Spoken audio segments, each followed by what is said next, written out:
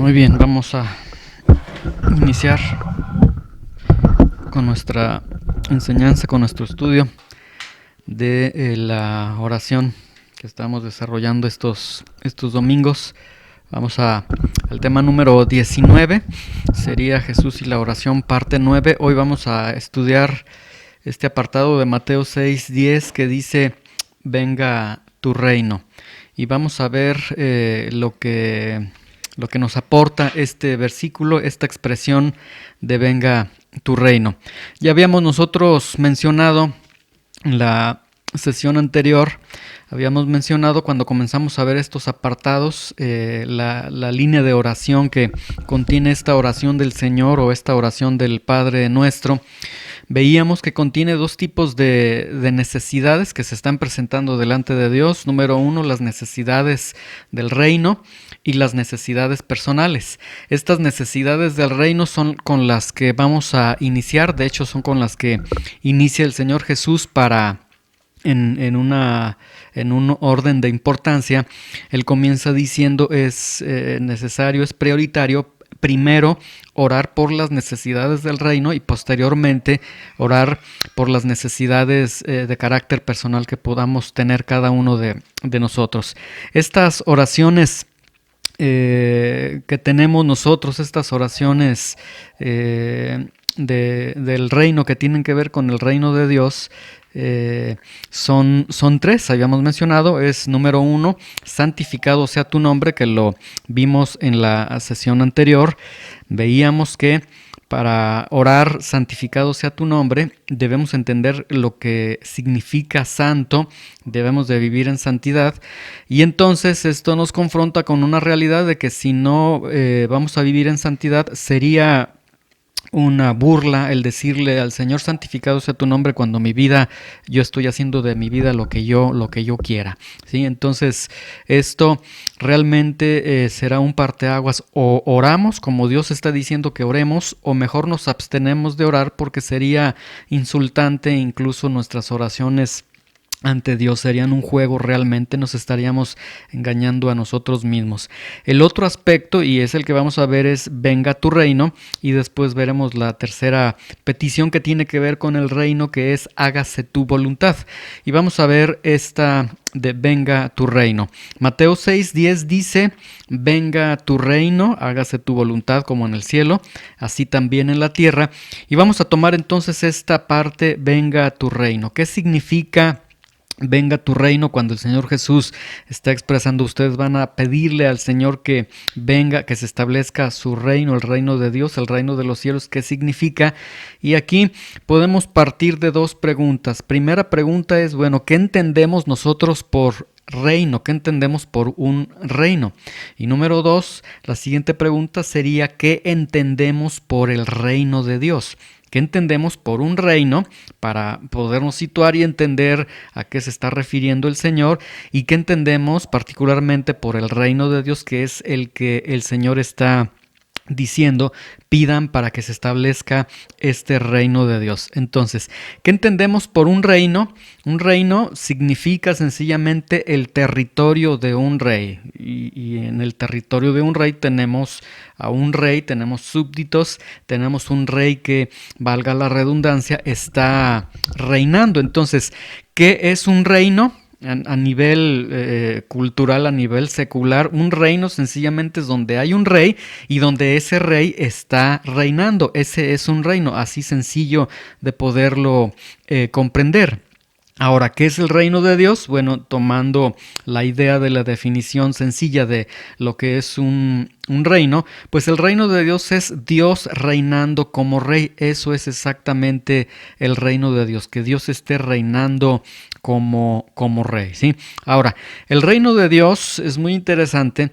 El Señor Jesucristo lo habló de él, lo describió, y habló en términos de algo que es existente en el pasado. Habló del reino de Dios como algo que es existente en el presente, y habló del reino de Dios como algo que es existente en el futuro, ¿sí? Entonces, y así es como el Señor Jesucristo lo ha presentado en el Nuevo Testamento, el reino de Dios. Vamos a ver el primero. ¿Qué significa cuando el Señor describe el reino de los cielos como algo del pasado, como algo que existe en el pasado. Y aquí nosotros tenemos algunos versículos. Lucas 13:28, por ejemplo, dice: allí será el lloro y el crujir de dientes cuando vean a Abraham, a Isaac y a Jacob y a todos los profetas, de personajes del Antiguo Testamento, pero en el reino de Dios, y ustedes estén excluidos. Mateo 8:10, y les digo que vendrán muchos del oriente y del occidente y se sentarán con Abraham, con Isaac, con Jacob en el reino de los cielos. Y entonces aquí tenemos cómo el Señor está presentando el reino de los cielos, el reino de Dios, como algo existente ya en el pasado, ya desde el pasado, desde el Antiguo Testamento. Y el Antiguo Testamento nos da testimonio de que realmente el reino de Dios ya estaba desde el Antiguo Testamento. Por ejemplo, Génesis 4:26 dice: los hombres comenzaron a invocar el nombre de Jehová. ¿Sí? Y esta expresión significa, en este momento, Génesis 4:26, la maldad está tan extendida en el mundo de entonces, y dentro de toda la humanidad que existe, hubo algunos hombres que estaban reconociendo su pecaminosidad delante de Dios, y por eso, dice el autor, entonces los hombres comenzaron a invocar el nombre del Señor. Se dan dos tipos de personas: los que están en dirección a buscar al Señor y los que siguen en sus pecados. Y entonces tenemos que ahí, de alguna forma, ya teníamos el reino de Dios también. Génesis 5:24 dice: caminó pues Enoc con Dios. Vemos que entonces desde el Antiguo Testamento ya había personas en los que Dios estaba reinando en sus corazones. Génesis 49:18, tu salvación esperé, oh Jehová. Es decir, personas que están caminando con Dios, que están siguiendo el reinado de Dios. Salmo 73:23, con todo yo siempre estuve contigo. Salmo 23:4, tú estarás conmigo. Y entonces tenemos que esta idea del reino de Dios la tenemos, y por eso el Señor Jesús la describe como algo existente ya en el pasado. Y también es descrito como algo existente en el presente. Dice Lucas 17:21, ni dirán helo aquí o helo allí, porque he aquí el reino de Dios está entre ustedes. Y entonces tenemos que el Señor Jesucristo está diciendo: aquí está el reino de los cielos. Recordemos en estos estudios que tenemos del Evangelio de Juan que el profeta Juan el Bautista dice: arrepiéntanse porque el reino de los cielos está cerca, haciendo alusión a la venida del Señor Jesucristo. Y cuando viene el Señor Jesucristo, Él les dice: aquí está ya entre ustedes el reino de Dios. ¿Sí? Y también es visto como algo existente en el futuro. ¿Y cómo sabemos que algo existente, algo que es existente en el futuro? Pues sencillamente por la misma oración que el Señor está haciendo, porque Él dice: van a orar y le van a pedir: Señor, que venga tu reino. Entonces el reino de los cielos, descrito por el Señor Jesús como algo existente en el pasado, algo existente en el presente y algo existente en el futuro. ¿Qué significa esto? Esto significa que cualquier persona en cualquier momento a lo largo de toda la historia que caminó en la voluntad de Dios, que obedeció la voluntad de Dios, esa persona estaba en el reino de Dios.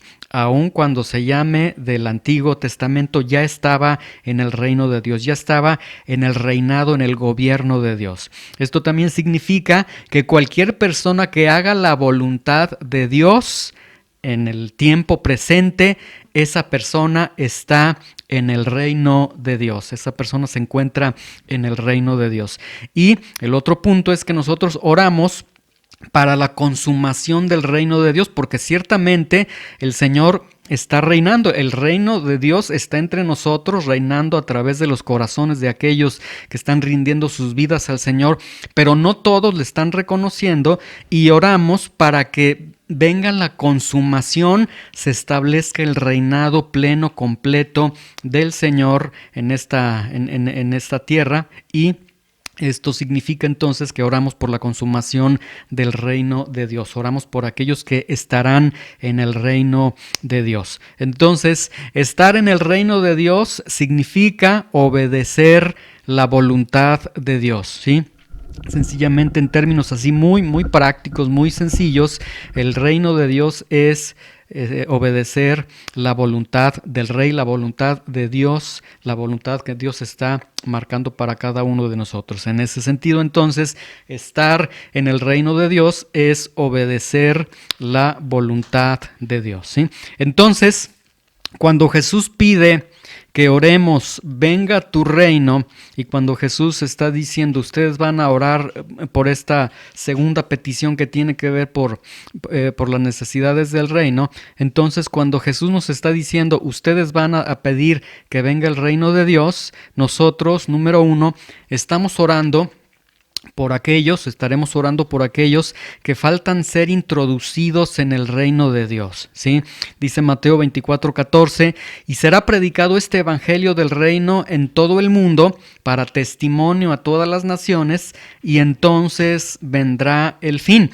Y aquí nosotros vemos como una señal escatológica que el reino de Dios va a ser predicado a todo mundo, y que después de que se agote el evangelio a todo el mundo, vendrá el fin. Esto significa que todos serán advertidos, que todos serán alertados, que a todos se les estará predicando, que todos escucharán el mensaje de la salvación. Y una vez que se complete este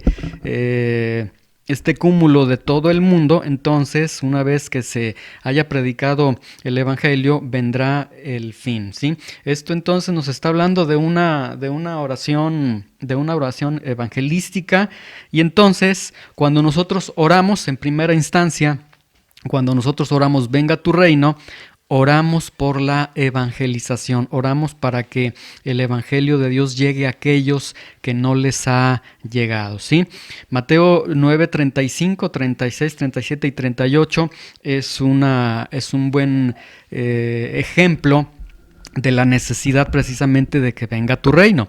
Dice, recorría Jesús todas las ciudades y las aldeas, enseñando en las sinagogas de ellos y predicando el evangelio del reino y sanando toda enfermedad y toda dolencia, y al ver las multitudes, tuvo compasión de ellas.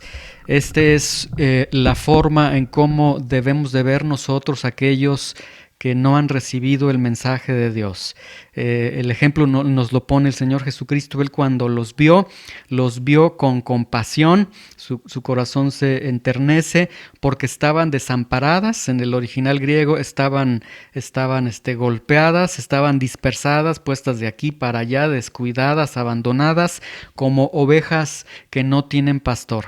Y entonces dice a sus discípulos, a la verdad la mies es mucha, mas los obreros pocos. Oren a Dios para que el Señor de la mies envíe obreros a su mies, ¿sí? Entonces, aquí vemos un ejemplo de que el Señor está diciendo, oren al Señor, que venga tu reino, que se establezca el reino de Dios entre aquellos que no han escuchado el mensaje de Dios, ¿sí? Segundo, nosotros cuando oramos por venga tu reino, estamos orando por el reinado absoluto, por la consumación del reinado del Señor. Es decir, estamos orando para que Dios manifieste su soberanía, manifieste su poder, manifieste su gobierno sobre toda persona, ¿sí? Oramos por esta consumación del reino de Dios, ¿sí? Y número 3, cuando oramos venga tu reino, nosotros estamos orando por el gobierno de Dios en nuestras vidas, y este gobierno de Dios en nuestras vidas, en cada situación de nuestra vida, ¿sí? Es una oración entonces en la que le estamos diciendo, reina en mi vida, reina en mi trabajo, reina en mi familia, reina en mis amistades, reina en mis proyectos, reina en toda mi vida, en cada situación de mi vida que tú estés reinando, ¿sí? Sería entonces, venga tu reino, decirle, Señor, que seas mi rey. Y si tú eres mi rey, entonces que yo sea tu súbdito, que yo sea tu seguidor, que yo sea quien te va a seguir a ti. Entonces, antes de orar esta petición, sería bueno analizar nuestros corazones, ser honestos delante de Dios, ser sinceros delante de Dios y formularnos pues varias preguntas. Aquí presento yo 3 preguntas. Preguntarnos nosotros mismos, bueno, ¿realmente Dios es rey de mi vida? Si Dios no es rey de mi vida, mejor ni ores. Sería el consejo que pudiera darnos la palabra de Dios, porque el Señor está estableciendo un modelo de oración. Si el Señor no es rey en tu vida, porque no porque no sea rey, sino porque no deseas tú someterte al reinado de Dios, pues mejor abstente y vive bajo el reinado de tu propia vida y como dice Proverbios, al final vas a cosechar los frutos de tus propias iniquidades, de tus propias decisiones. Pero si queremos hacer la voluntad de Dios, entonces debemos comprender que Dios es rey, pero si le pedimos venga tu reino cuando no queremos ese reinado, sería realmente algo pues muy contradictorio. Entonces la pregunta sería, ¿realmente Dios es rey de mi vida? ¿Realmente me quiero someter a su reinado? ¿Realmente entiendo lo que es ser un súbdito?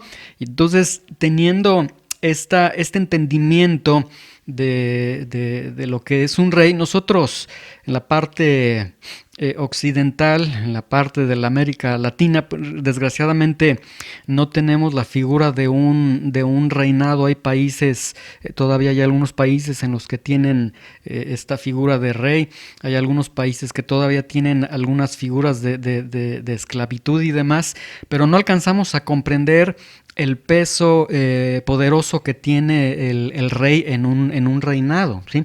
Entonces nos dificulta con esto de una democracia como la que vemos en México, donde se puede atacar a los presidentes, se puede hacer tantas cosas. Entonces esto genera una idea de cierta liberalidad, de cierta rebeldía aprobada, consensuada, y a veces sienten que tienen el derecho para ello, pero entendiéndolo en el contexto en el que el Señor dice van a pedir que venga el reino de Dios, recordemos, cuando ellos están escuchando, pidan que venga el reino de los cielos, ellos están bajo el imperio romano y ellos perfectamente están entendiendo lo que es un reinado. Un reinado es la voluntad soberana, en ese caso del emperador, de un rey que se imponía y que ellos no tenían forma de alegar o de decir otra cosa. Entonces, entendiendo esa analogía, nosotros deberíamos de comprender, deberíamos de entender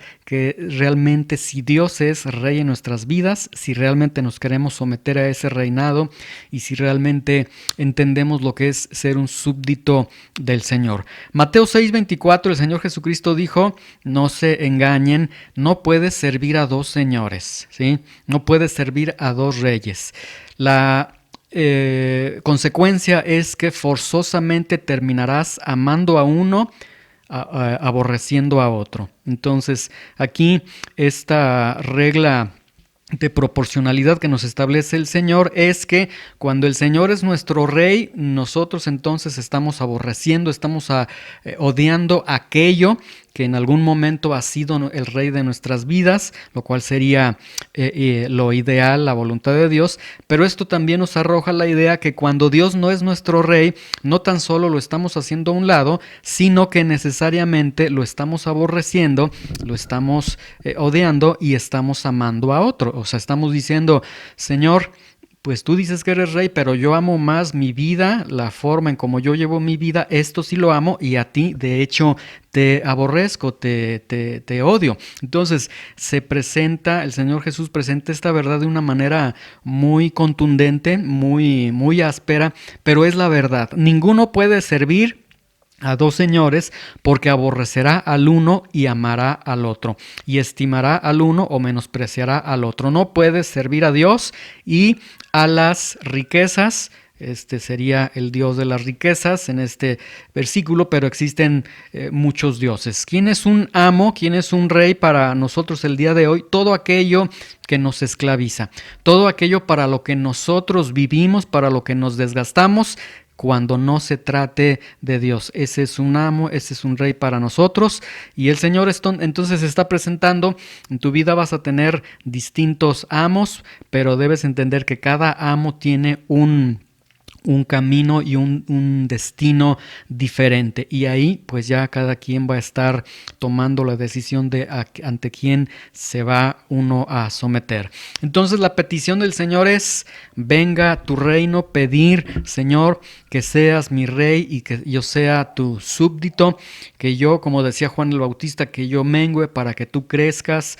Quebranta mi orgullo, quebranta mi soberbia, quebranta mi independencia, ayúdame a obedecer tu voluntad. Y esto también es: ayúdame, Señor, a orar por la obra evangelística, orar para que el Señor extienda su evangelio. Y esto entonces está implicando todo esto está implicando lo que es el reino de Dios, ¿sí? Muy bien, vamos a terminar esta parte.